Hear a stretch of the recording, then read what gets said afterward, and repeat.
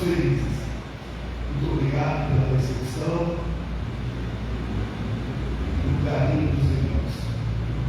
Meus irmãos, nesta manhã,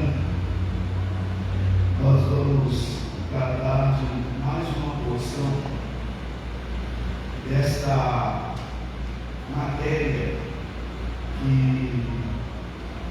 estamos estudando nessas primeiras aulas, que é pneumatologia. Hoje nós vamos falar mais uma porção desse assunto que é tão importante para nós. Uma igreja cheia do Espírito Santo. Por certo, ao final desta aula, nós conseguiremos até identificar o porquê dos nossos clamores e o porquê também das não respostas. Porque às vezes nós pedimos errado e ao pedir errado, Deus também não vai responder. Muito bem. O nosso pessoal já foi lido, a verdade prática já foi lida, leitura bíblica em classe. E eu tenho alguns comentários aqui para fazer, e à medida que eu for entrando no assunto, eu vou avisando os irmãos.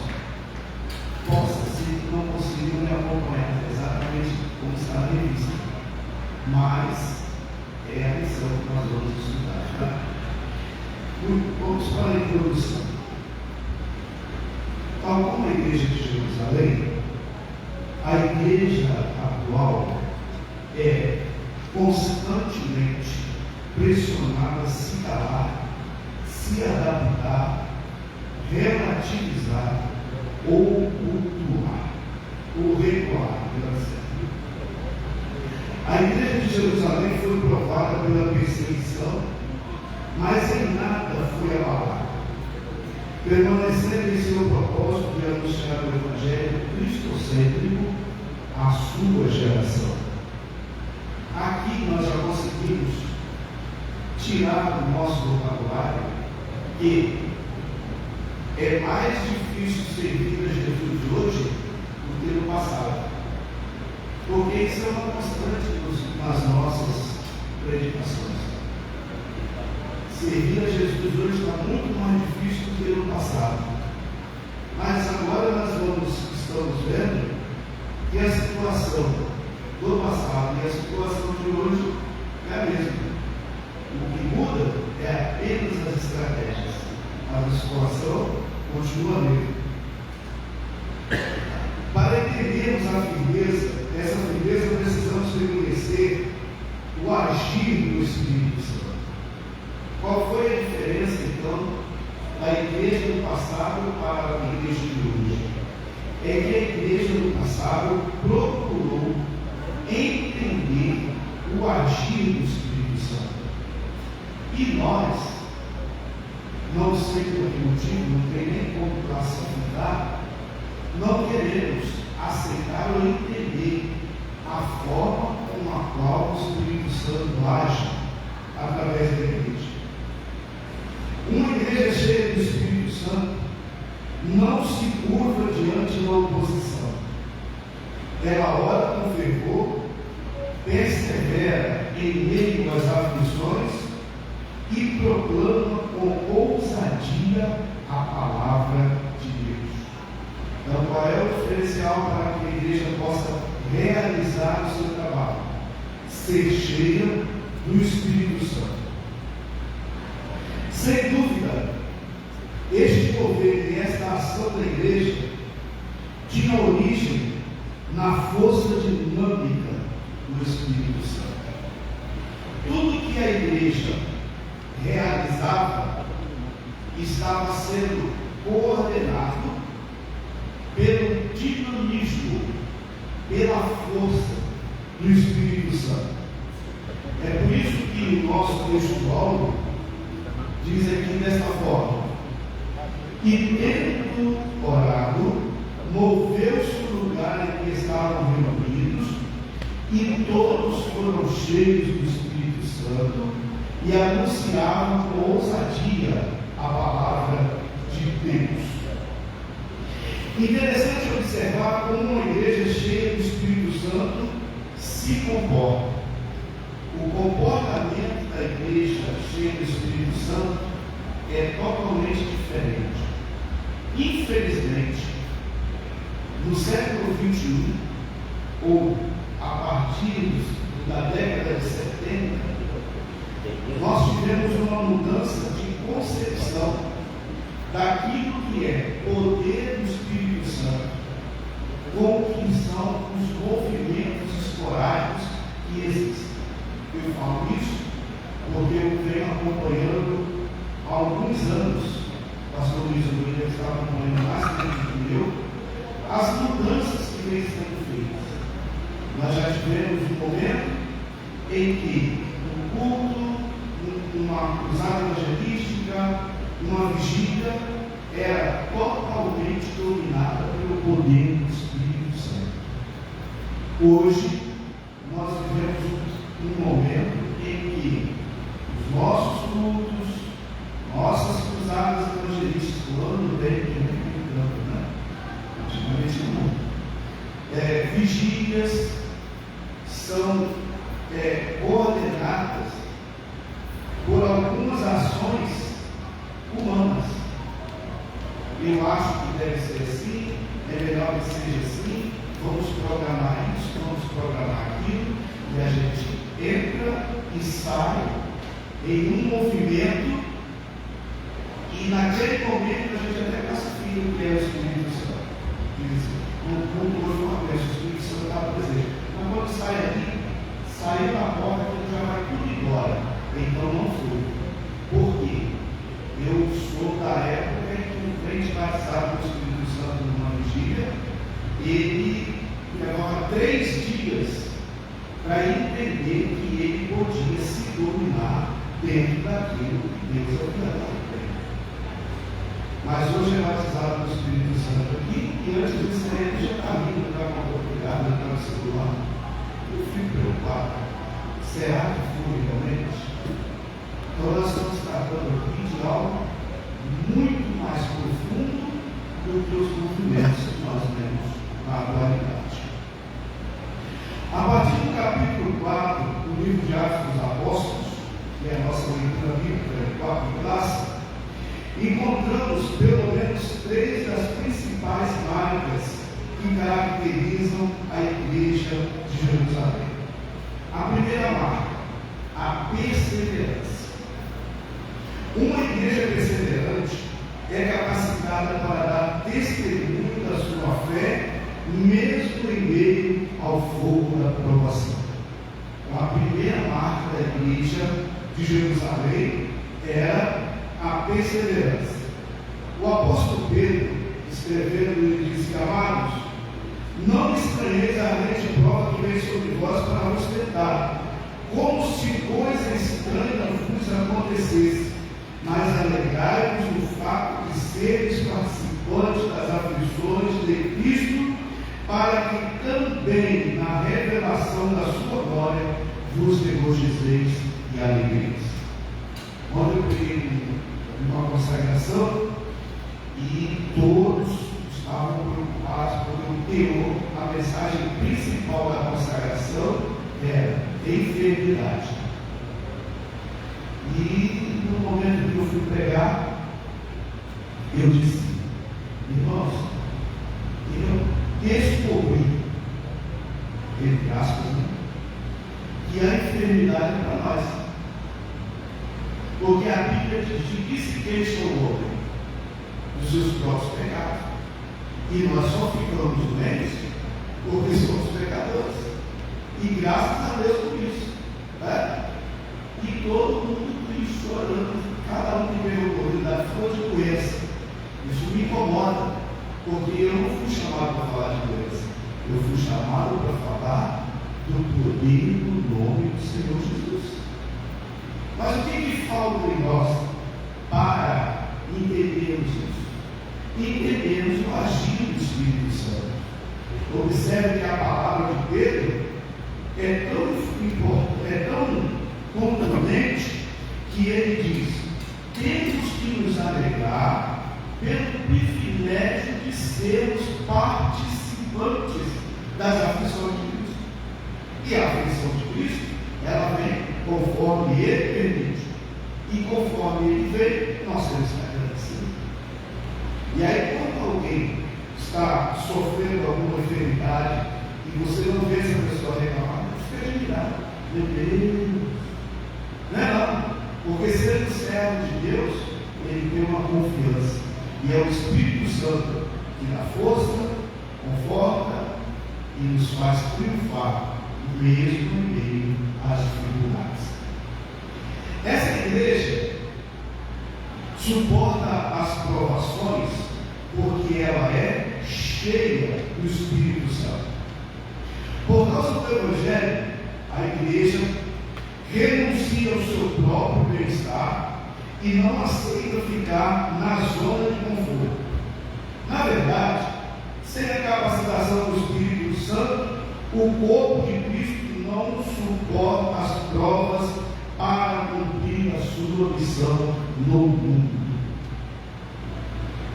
Existe um versículo que diz assim, eu não guardo muito os textos, mas o versículo lá. No mundo tereis aflição. Tem de bom ânimo. Eu venci o mundo. Não tem nenhuma garantia que nós vamos vencer. Não tem. Por quê? Essa garantia que falta, a gente pensa que falta no final do versículo, é exatamente a confiança que nós temos que depositar no Senhor. É isso, querido? Simples. Tem de bom ânimo. Eu venci o mundo. Olha, se eu sou servo dele, sou dependente dele, então eu também vou vencer. Porque se ele dissesse, eu venci e vós vencereis, qual era a preocupação de confiar no Senhor? Que preocupação precisaria ter? Né? Segunda marca da igreja, capacidade para orar. O Espírito Santo é a sua capacitação de orar com poder. E por isso pode ou pôde impactar o mundo ao seu redor. Essa oração fortalece a igreja, capacita a testemunhar de maneira eficaz. Até a nossa oração. Até a nossa oração. Existem algumas orações que parecem ser mais uma lamúria, um chororô. E aqui no Mato Grosso não tem, pastor Luciano, mas lá no Rio tem. Aqueles irmãos que quando vão orar, ele primeiro faz um relato da vida dele. Eu não sirvo para nada, eu não presto para nada, sou velho na terra, sou pó e cinza. Depois que ele fala isso tudo, ele resolve falar com Jesus. E aí eu fico pensando, será que Jesus precisa ser um troço tão ruim desse? Porque as orações que foram ouvidas, segundo as Escrituras, as apresentações foram diferentes. A oração do rei Ezequias foi diferente. Senhor, eu sou teu servo. E ele foi respondido. Nós estamos tratando desse assunto e a oração da igreja não foi dizer que ela era miserável, que ela era pobre, que ela era miserável. É assim, Senhor, olha para as suas ameaças e considera-nos que faremos com ousadia a tua palavra. Então precisamos até do Espírito Santo para nos capacitar no momento de orar.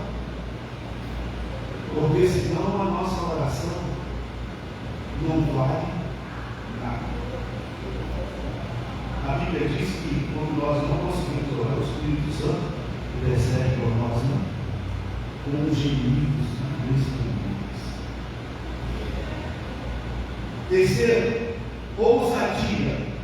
Uma igreja cheia do Espírito Santo, marcada pela ousadia em proclamar o Evangelho com poder e por isso se tornar relevante para o mundo. Eu iniciei aqui a minha fala dizendo que nós constantemente somos convidados, ou pela nossa maneira de ser, de relativizar a nossa pregação. Isso é real. O que eu vou pregar? Será que vai agradar? Essa palavra não vai machucar? O pastor Bisoli fez uma coisa aqui e não dá para ninguém estranhar. Eu vou dizer por quê. Eu estava começando a minha vida de pregador, aí eu já tinha meus 19 anos, comecei a pregar com 7, 19 anos. Fui pregar numa igreja muito tradicional no Rio de Janeiro, a primeira Assembleia de Deus do Niterói, Assembleia de Deus Fonseca. Era uma igreja que o pastor não dava o culto na terça-feira para ninguém. Mas ele dizia assim: nossa, como você chega aqui? Não tem problema, eu sei que você vai pregar. E numa terça-feira eu fui lá, ele me deu uma oportunidade. Eu fui pregar em João 14, e verso 6. E contei uma historinha. Camarada, saiu na mata, não sei o quê. Eu lembro de uma coisa mais ou menos. Foi para a mata e não marcou o caminho, se perderam e tal. Eu achei que era muito bonitinho para ilustrar a minha mensagem. Preguei, Deus abençoou, almas se renderam aos pés de Cristo, muitas pessoas foram renovadas pelo poder do Espírito Santo. Quando eu entreguei o microfone, fui me sentar. Estava sentado na primeira fila. Na terceira fila tinha um presbítero, que hoje é pastor Itamar Barbosa. E aí, quando eu vou me sentar, ele me capou aqui. Eu olhei para trás e ele falou: se você quer pregar, não conta a história do púlpito não é lugar de história. Desse jeito. Respirei fundo, fiz assim uma relembração de tudo que tinha acontecido naquela mensagem, as pessoas renovadas, perguntaram a Senhor de Jesus: eu vou chegar em casa e não vou pegar mais nunca. Pensei, isso aí é mesmo aqui no coração. Quando eu cheguei em casa, morava com a minha avó, que abri a porta e minha avó olhou para mim e disse assim: Deus falou contigo hoje, porque o teu ministério é grande.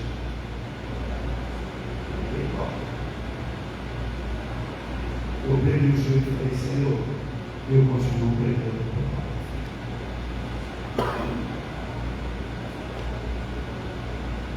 É para pensar, porque pregar com ousadia a palavra de Deus não é subir no púlpito para contar história que vai manipular o auditório. Afinal de contas, isso aqui não é um auditório. Aqui são servos de Deus prontos para receber a sua palavra. Textual. Eu procurei sintetizar o máximo, porque essa lição é muito, muito preciosa. Tem muita coisa, né? E tendo orado, moveu-se o lugar em que estavam reunidos, e todos foram cheios do Espírito Santo, anunciando com ousadia a palavra de Deus. O que nós estamos observando aqui é uma segunda intervenção do Espírito Santo no sentido de renovação. Renovação.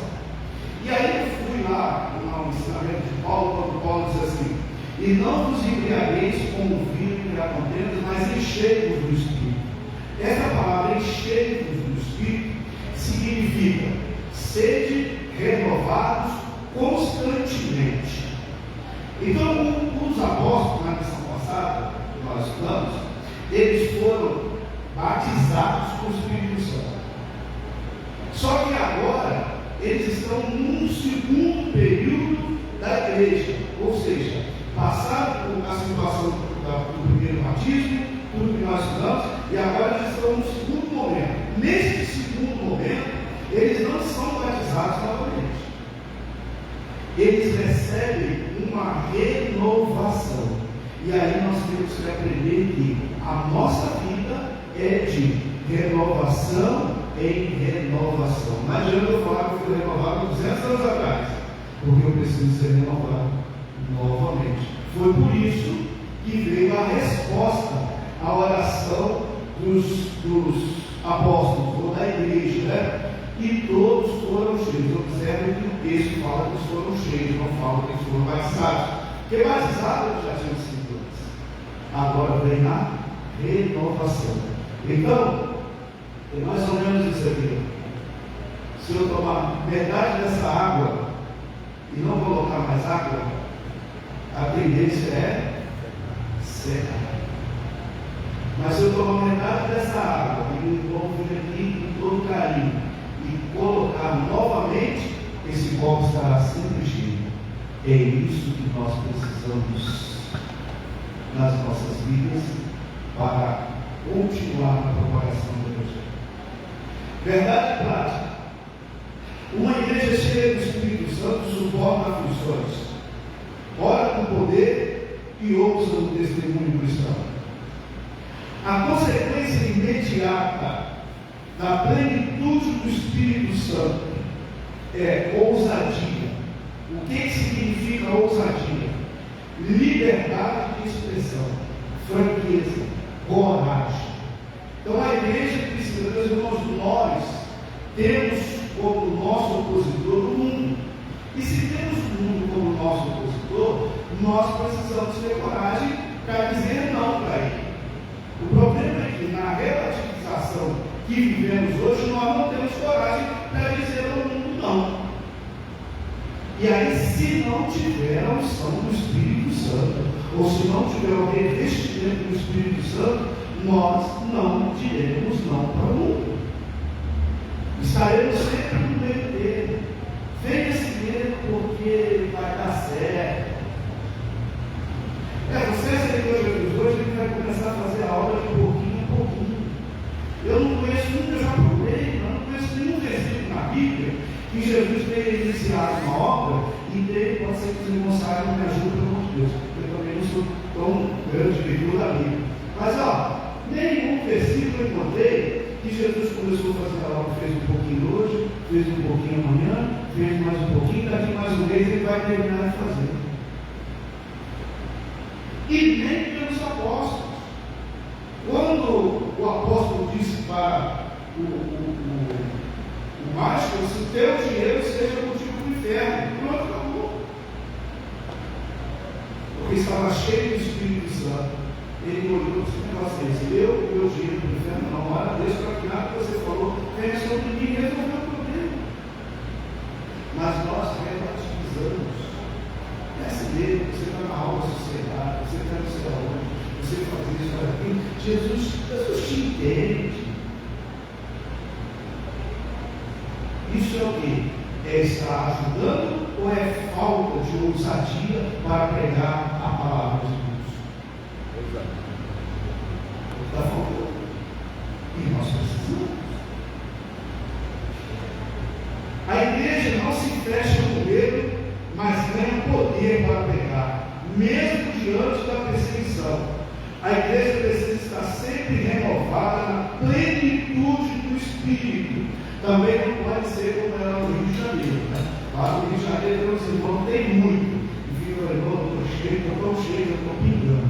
Estou tão cheio que está entornando. Não fica perto de mim não, porque eu estou... Não é isso que a Bíblia diz. Ela fala de plenitude. Plenitude é completo, ou seja, é na medida certa. Então, se eu preciso muita graça, Deus me dá muita graça. Mas se eu não preciso de muita graça, só para eu entender, Ele não vai me dar muita graça. Isso é o quê? Plenitude. Glória a Deus. Ponto de número 1. Uma igreja perseverante. A igreja perseverante, ela suporta o sofrimento. Após a sua pregação junto à porta formosa, Pedro e João são levados presos e posteriormente ameaçados por pregarem o nome de Jesus. Foi dito a eles que não falassem nem ensinassem no nome do Senhor. A ordem era clara, mas os apóstolos estavam dispostos a pagar o preço seguir. A pergunta do sumo sacerdote deu ensejo a que Pedro começasse um novo sermão. O que acontece? A pergunta foi de intimidação. A palavra, melhor dizendo, foi de intimidação. E a pergunta que segue também. Então vamos ver se a gente consegue fazer um jeito de fazer com que eles parem. Mas a pergunta, em vez de intimidar, abriu a porta, foi um esboço de um novo sermão. Eles aproveitaram e pregaram a palavra de Deus. Pedro diz: visto que hoje somos interrogados acerca do benefício feito a um homem enfermo e do modo como foi curado, seja conhecido de todos e de todo o povo de Israel, que em nome de Jesus Cristo, na lição passada, nós falamos bastante sobre isso, né? Sobre o nome de Jesus Cristo, é o nome principal para se pegar o Evangelho, o único nome, né? O único nome. E Pedro está aqui falando novamente: Jesus Cristo Nazareno, aquele a quem vós crucificaste e a quem Deus ressuscitou dos mortos, em nome desse é que está são este homem diante de vós. No comentário que eu fiz na lição passada, eu disse que diante dos fatos não tem argumento. Então, se vocês querem aceitar, aceitem. Se não querem, não aceitem. Mas se o homem está aí, está. Que ele está andando, está. Ele foi curado, foi. Vocês estão vendo. Então, querem saber como é que aconteceu isso? No nome de Jesus Cristo Nazareno, a quem vós crucificaste. Pronto, isso acontece. Aqui, eles estão dando a primeira prova de que a igreja era perseverante. Ou seja, nada vai nos calar. Meu filho esse dia pediu: pai, coloca aí no seu histórico, chama, coloca aí no seu histórico para ajudar a conversa aqui, aí eu disse: coloca vigília. Qual foi ontem? Cancelado, não quebrei. Por que você cancelou a vigília? Ah, pai, porque está chovendo. Eu falei: chuva para a vigília? Chuva para a vigília? Pai, mas a próxima não. A igreja não pode dar por nada. Por chuva? Não. Faz a vigília. Por 2, por 3, por 10, por 1000, faz a vigília. Porque o nome do Senhor tem que ser propagado, glorificado, exaltado. E isso acontece quando a igreja persevera. Os sacerdotes representantes da intolerância religiosa formavam o trio de perseguição à igreja, pois o milagre, a ressurreição e o reino de Deus era a única poderosa da mensagem. Então nós temos aqui um conjunto que foi lá, o sacerdote, daqui a pouco fala de novo, o sacerdote, o capitão e os saduceus. Eles formavam um trio de perseguição à igreja. Nós representamos esse povo, nós perseguimos e eles, a igreja vai parar. Ainda havia um agravante: os apóstolos estavam ensinando o povo sem possuir a autorização formal das autoridades religiosas. Isso constituiu uma grande afronta aos líderes rabínicos, indignados com a popularidade da verdadeira mensagem, incomodados com a desastrosa perda de seguidores, então prenderam os apóstolos. Mas essa atitude das autoridades em nada mudou o poder e a ação do Espírito Santo àqueles servos de Deus. Então nós temos aqui um trio que se reúne, dizendo-se representante dos segmentos do povo daquela época, e vão tentar intimidar os apóstolos. Havia algumas questões que eles haviam reunido para que desse base àquela perseguição. E o principal deles era: os homens, os servos de Deus, não tinham a principal permissão. Qual era a principal permissão? Serem delegados pelos rabinos, ou seja, vai lá no rabino, faz a prova, os rabinos vão dizer eles chegaram lá em nome de Jesus, atravessaram toda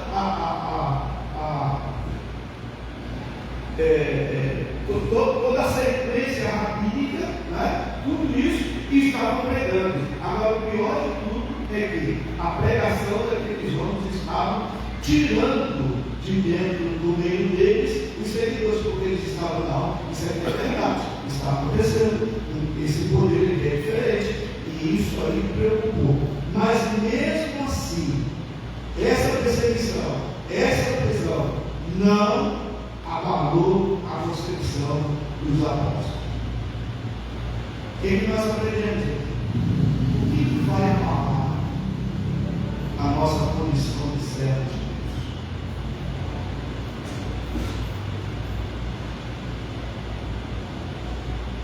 O que pode abalar? Nada, irmão. Nada. Nós paramos, ficamos olhando, ficamos perplexos com uma situação daqui e dali. Alguns meses, algumas missões atrás do meu nós estávamos lá na sede e houve um debate. Eu não era professor, eu também entrei no debate. Mas o debate era: está vindo uma lei para que os homossexuais tenham liberdade. Então, a igreja vai ter que receber um casal de homossexual. Escolher a igreja para casar. Isso, exatamente. E aí, um pastor levantou lá assim: irmão, mas isso aí a gente resolve na justiça. Aí o outro falou: não, mas a igreja tem um estatuto. E começou aquele negócio: justiça e estatuto. Eu fui no irmão, o pastor que tinha falado da justiça. Eu falei: irmão, mas não podia ser Jesus para resolver essa situação? Pastor, eu sou advogado e eu estou falando porque eu tenho conhecimento. Fazer o quê? Né? Aí o outro lá defendendo o estatuto da igreja, que a igreja do CNPJ é a igreja soberana. Eu fiquei quieto. No final da aula, chegou o irmão, o senhor não falou nada, o que o senhor acha? Eu falei: mas é a coisa mais simples que tem. É só a igreja dobrar o joelho e entregar a causa na mão de Jesus. Tem a lei dos homens, tem a justiça e tem o Senhor Deus que é soberano. É Ele que vai incomodar a quem não quer entrar pelo que Ele é para sair. Simples assim. A igreja não precisa se preocupar com isso. Pastor, como é que nós vamos fazer se tiver um casal de homossexual na igreja? Pode.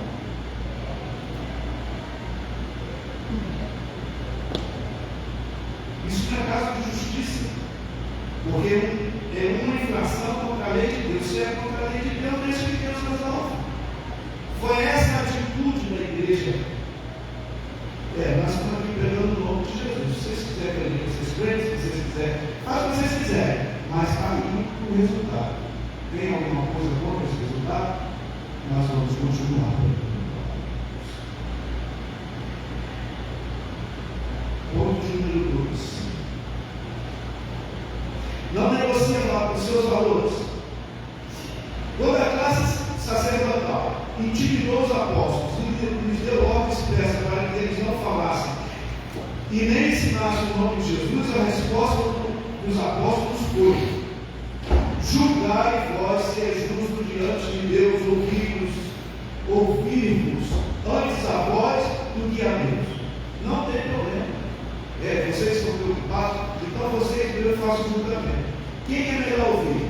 A Deus ou a vocês? Só isso que a gente quer saber. Nada mais. O Sinédrio estava revivendo o seu pior pesadelo. Eles haviam executado Jesus por afirmar que Jesus era o Messias. Jesus foi morto por causa disso. Esse aqui é o Messias, esse aqui nós não queremos. Então, vamos matar o Messias. No entanto, seus seguidores estavam agora por toda parte proclamando essa mensagem com a prova irrefutável de que ele havia ressuscitado. O Sinédrio mandou matar, mas ele, falando na semana passada, o dono da vida, o Cristo da vida, foi ressuscitado por Deus. e agora está operando milagres.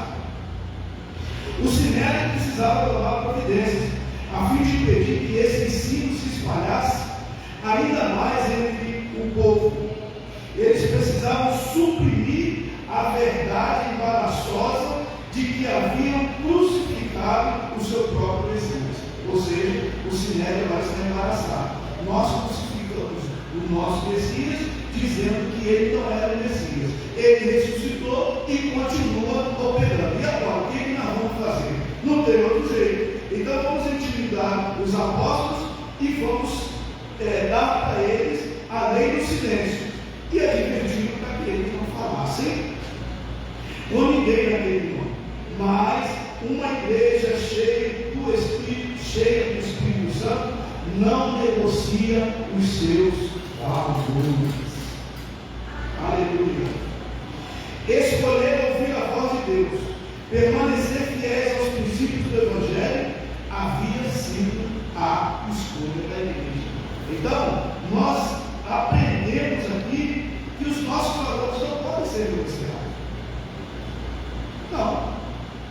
Nós temos esse compromisso. Mesmo custando perseguições e até mesmo a morte de muitos, permanecer fiel e uma escolha inegociável era a atitude da igreja. Nós permaneceremos fiéis ao nosso Deus. A igreja da atualidade precisa se posicionar diante das distorções e apostasias da pós-modernidade. Os valores da fé cristã são inegociáveis. Eu já trouxe aqui para a pós-modernidade, porque nós já estamos vivendo o prenúncio, né, da pós-modernidade, e ela é muito sutil. Ela vem trazendo coisas que às vezes parecem que são, mas não são. Numa terça-feira dessa, o nosso pastor falou: irmãos, olha aí, cuidado com os louvores. Isso é coisa da pós-modernidade. Nós temos tantos hinos que cantamos na nossa igreja, a gente bate palma, a gente grita, a gente chora, descabela, roda na igreja, e não tem nada para Deus. É tudo para o homem. Mas é lindo, é lindo. Então, isso faz parte da pós-modernidade. Quantos pregadores que sobem no púlpito para pregar, em vez de divulgar a palavra de Deus, ele divulga o que nós queremos ouvir. Jesus vai te dar, Jesus vai te abençoar, não sei o quê. Eles até acham que isso é o versículo 1, 3, a visão. Isso é da Bíblia, porque Jesus é tão bom que nunca nós vamos ter aflição. Isso é o quê? Pós-modernidade. E aí, o que acontece? A igreja, nós, a igreja da atualidade, precisa se posicionar diante das distorções. Jesus disse: guarda o que tens para que ninguém tome a tua coroa. Estamos negociando a nossa fidelidade em detrimento aos ataques sutis de Satanás, que com as suas artimanhas vem querendo nos fazer a genuinidade dos princípios e práticas cristãs. Deus nos ajude a permanecer fiéis. Precisamos permanecer fiéis. Nada disso pode abalar a nossa fidelidade. O ponto 3: está convicta da sua fé. Uma igreja cheia do Espírito Santo, ela está convicta da sua fé. Não só se apoia em suposições, mas em fatos. Os primeiros cristãos não apenas ouviram sobre Deus, mas também testemunharam suas obras. Amados, procuramos escrever com toda diligência acerca da salvação comum, de por necessidade escrevermos, a exortar-nos a batalhar pela fé que uma vez foi dada aos santos. Eu estava lendo esse versículo, depois de ter lido por cima outras vezes, né? Mas estava lendo, não estava preparando aqui, e fiquei observando. Batalhar pela fé. Isso significa dizer que ter fé não é tão fácil. Ter fé eu tenho fé. Não. Precisamos batalhar, precisamos correr, precisamos buscar, precisamos de alimentar esta fé para que ela seja sempre viva dentro de nós. E é tão fácil de entender isso. Enquanto o vento sopra no nosso favor, a nossa fé é grande. Basta o vento, não precisa nem soprar contra, é só parar de ventar. A gente já começa a dizer, eu acho que Jesus não está dando. Então, por isso que Pedro fez essa recomendação. É isso mesmo, pastor?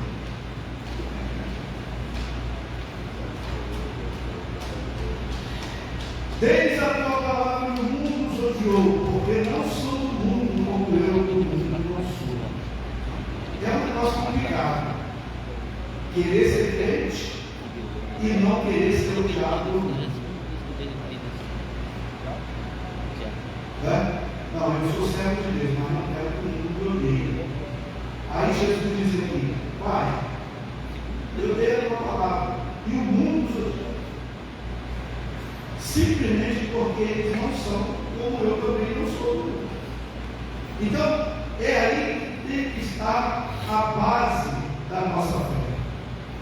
Alianças ideológicas em nome da aceitação cultural, trocar o arrependimento pela relevância, a cruz pela popularidade, a desobediência à palavra de Deus e outras coisas, mas não podem ofuscar a perseverança da igreja. Ou seja, nenhuma aliança, nenhuma troca, nenhuma desobediência pode ofuscar a nossa perseverança.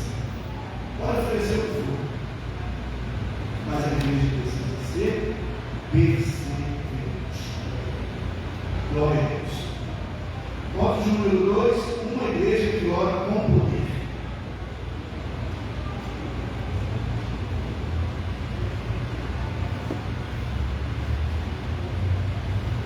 Número 1, orando com propósito.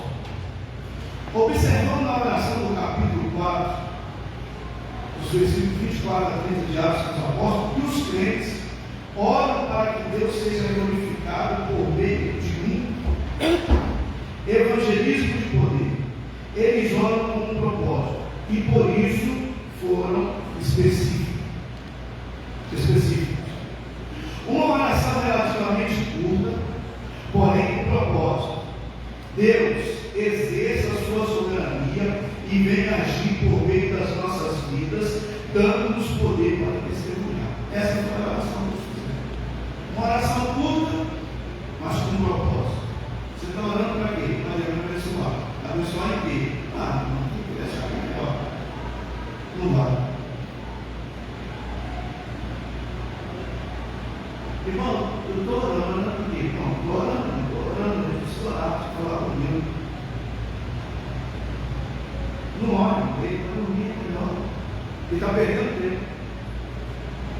O que nós temos aqui? A oração foi curta, mas ela tinha um propósito. Infelizmente, a igreja atual não tem mais propósito. Eu estou generalizando. Temos longas orações, usamos vãs de repetição, transformamos Deus em nosso empregado de estimação e nada acontece. É isso que fazemos. Então, o que nós precisamos? Precisamos mudar essa atitude. Eu quase sou convidado para porque a minha oração é muito curta. Eu sou burro. Pastor, olha por mim, que você tem todo doente. Senhor Jesus, cura, amém. Acabou. Aí, mas essa oração, nesse momento, não surte efeito. A pessoa que recebe essa oração, com certeza que vai procurar, porque já fizeram muitas vezes comigo. Eu acabei de orar e vou procurar outra pessoa para orar. Por quê? Porque o outro vai fazer assim: Senhor Jesus, no dia da tua presença, perdoa meus pecados, santifica a minha vida, lava a minha alma, a vida está no céu, não sei o que ele precisa, não sei o que. Eu não falo que está precisando de cura. Para que eu vou fazer essa ladainha toda?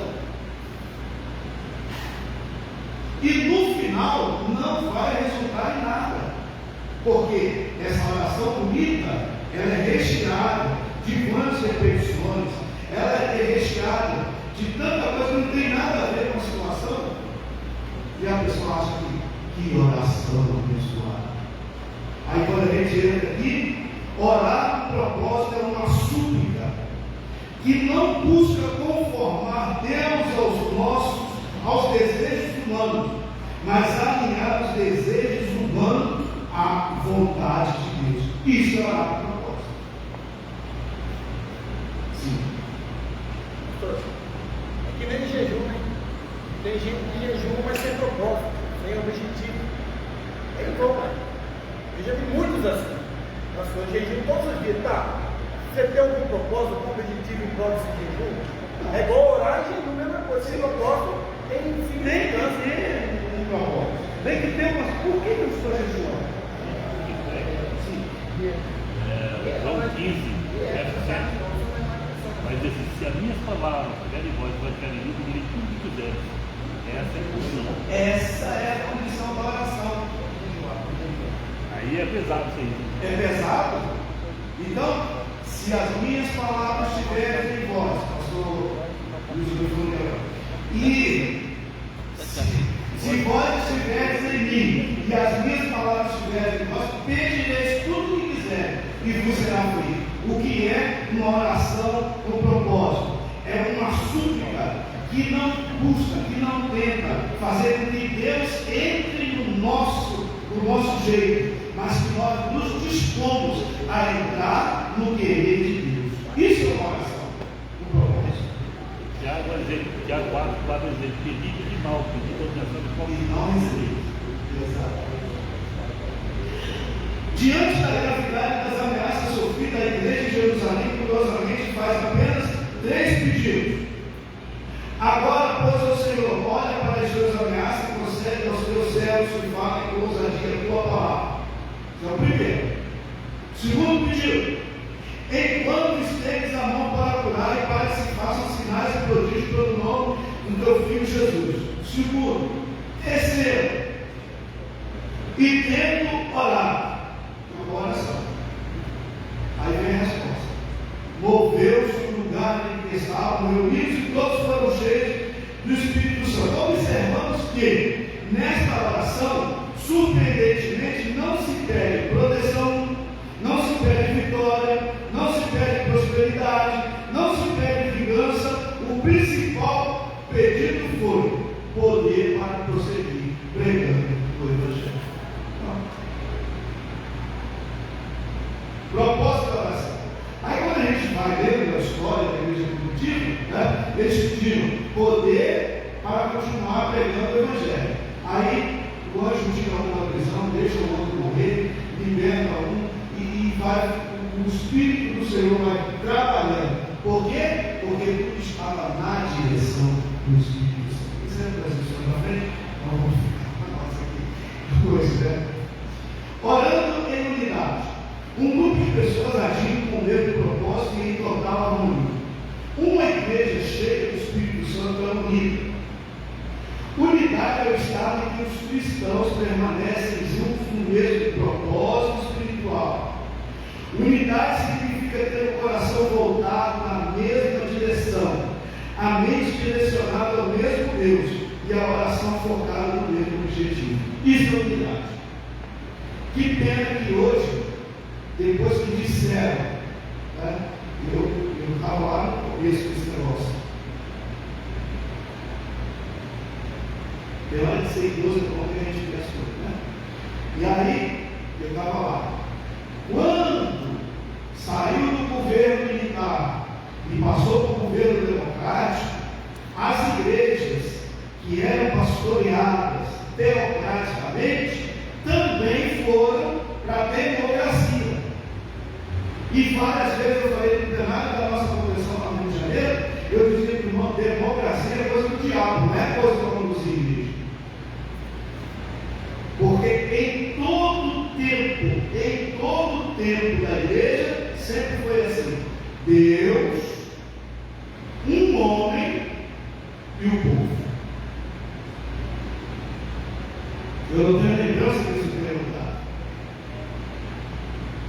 Deus, um homem e o povo. Quando Josué subiu, os sacerdotes falaram: Josué, está aqui com a gente, estamos acostumados com esse calor aqui agora.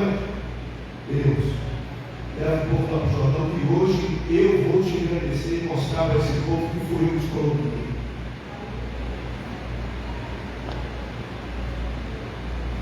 Só que a igreja hoje, o que eu vou falar aqui eu não vou mudar, o que eu vou falar aqui não vai mudar ninguém, mas pensa numa coisa difícil.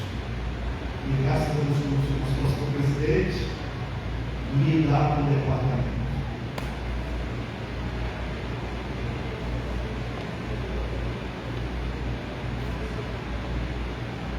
Não tem nada mais trabalhoso dentro dessa democracia que nós inventamos para a igreja do que departamento.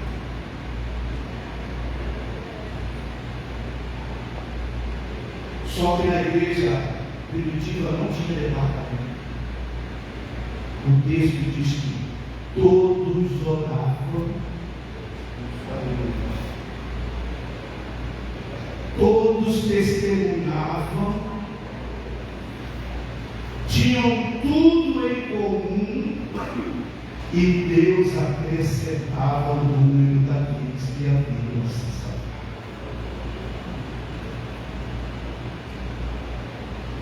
O que eu estou falando aqui vai mudar alguma coisa? Provavelmente não. Mas é uma realidade? É. Se o Espírito Santo tomar conta, vou citar um exemplo. Se o Espírito Santo tomar conta do culto e o tempo não permitir que o conjunto aula pecante, quando terminar o culto, o líder do departamento vai chamar o pastor e vai dizer: pastor, nós ensaiamos, nós preparamos, estava tudo pronto para cá, o senhor não deu a oportunidade.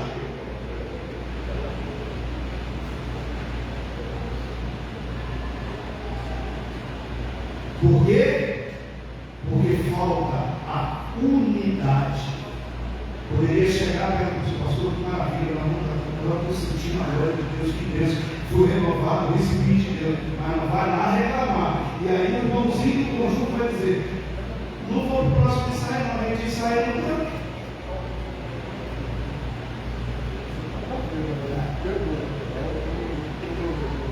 Jogo de olhado. Sobre a unidade, também isso aí, departamento. Eu vejo que o departamento, só o meu departamento. Segundo for lugar, não tocou no horário da igreja. Sim, isso é. Esse é. Depois da igreja, a minha mensagem de cuidado do Nordeste. Eu estava com o meu departamento. É isso aí, também. Pensa na dificuldade para fazer um anúncio. Meus irmãos, domingo o culto será dirigido pelo departamento das irmãs. Mas é para todo mundo vir nessas irmãs. Já fez. É assim, não é, pastor? É.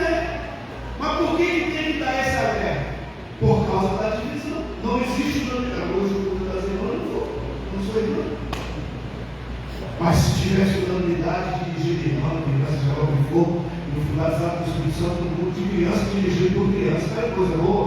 Estou aqui até hoje pregando, glorificando o nome do Senhor. Vamos seguir. Quando a igreja ora em unidade, ela abre caminho para a intervenção divina. Podemos ser diferentes, mas não podemos ser divergentes. Então, quer que Deus opere, quer que Deus faça, precisamos ser unidos. Ninguém sabia o que tinha acontecido na casa de Ananias e Safira, mas a igreja estava unida. E quando o apóstolo fala para Ananias, ele não fala em nome da igreja, ele fala em nome do dono da igreja. Mentiste ao Espírito Santo e não aos mandamentos, que havia união. Vamos seguir.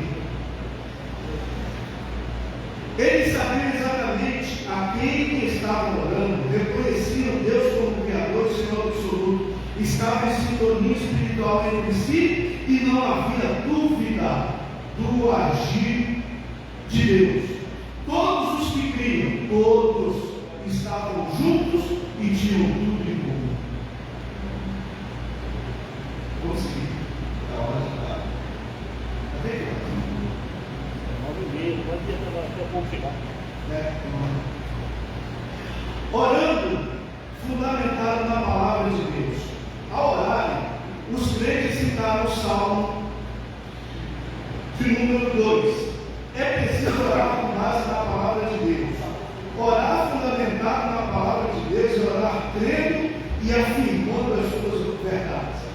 Uma oração feita fora da palavra de Deus não terá nenhuma garantia de ser respondida, porque Deus vela pela sua palavra. Então é necessário lembrarmos da palavra de Deus em nossas orações. Assim oramos com discernimento e inteligência. Ou seja, se quiser fazer uma oração com discernimento e com inteligência, ore baseado na palavra de Deus. Cite a palavra de Deus, diga para Deus: eu estou orando. Ele foi quem disse: eu velo pela minha palavra para cumprir. É assim? Eu me lembro quando eu quis pedir a Deus um dom. Eu fui para o meu quarto e falei: Jesus, o Senhor já me batizou com o Espírito Santo, o Senhor me renova todo dia, mas na tua palavra está escrito que tem um nome que se chama variedade de línguas. Então eu vou dobrar o joelho aqui, estou pedindo o Senhor variedade de línguas. Fiquei na hora. Daqui a pouco tinha a presença do Espírito Santo, e quando veio a língua, veio aquela lá, e quando eu recebi, eu falei: não é isso não, Jesus.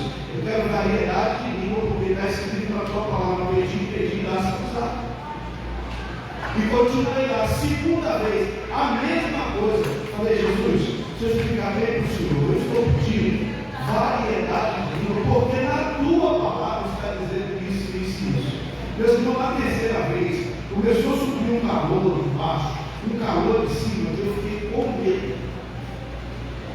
E aí apaguei. Quando eu despertei, eu estava falando em várias línguas para a glória de Deus.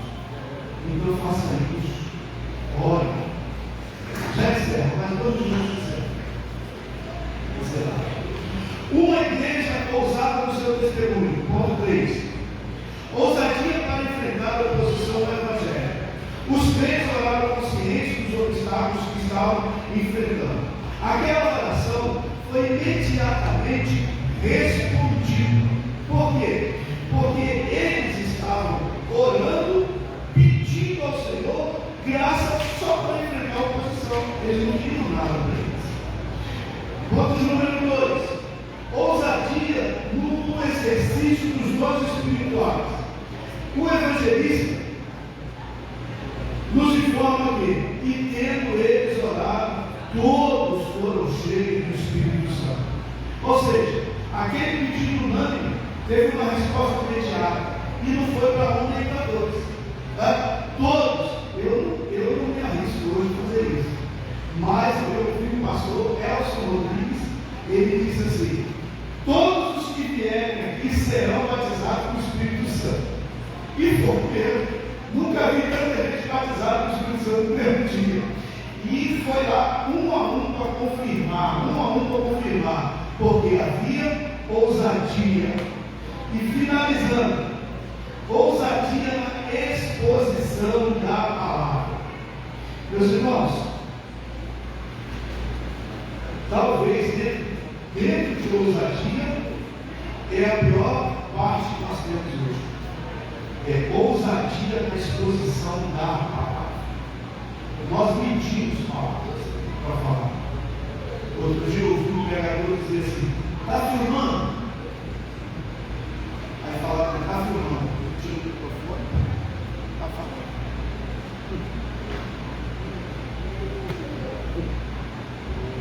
Não é que o que estava falando estava errado, é que ele não teve ousadia para continuar a prédica no microfone, comendo. Deixa eu medir a palavra aqui para não ofender A, não ofender B, não oferecer. Se eu estou falando a palavra de Deus, debaixo da unção do Espírito Santo, qual é o medo que eu tenho que ter?